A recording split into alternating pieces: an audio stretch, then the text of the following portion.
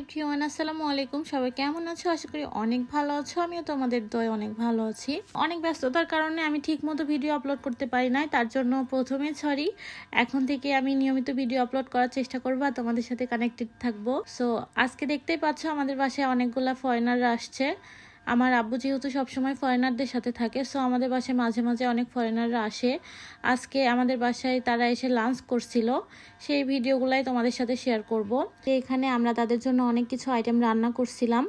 So তারা অনেক তৃপ্তি সহকারে খেয়েছে, তাদের অনেক ভালো লেগেছে। এই যে আমার কথক বাবু দাঁড়িয়ে দাঁড়িয়ে ওদের খাওয়া দেখতেছিল। ওরা খাওয়া দাওয়া শেষ করে আমাদের সাথে বেশ কিছু পিকচার ওঠায়। ওরা অনেক মজা পায়, আমরা অনেক মজা পাই। সবাই একসাথে অনেক গল্প করা হয়, মজা করা হয়, আড্ডা দেওয়া হয়। এই যে এখানে একে একে সবাই বসে ওদের সাথে পিকচার উঠাই। আর আমার কথক বাবু তো ওদের মাঝখানে বসে আর উঠবেই না, সে তো খুবই মজা পেয়ে গেছে। তারা অনেক আপন ভেবে আমার বাবুকে কাছে টেনে নিয়েছে, মনে হচ্ছে কতদিনের চেনা জানা। খাওয়া দাওয়া শেষ করে এবার বিদায়ের পালা। তারা এতটাই আন্তরিক যে যাওয়ার আগে প্রত্যেকটা মানুষের সঙ্গে কথা বলে তাদের সাথে বিদায় নিয়ে তারপরে যাই।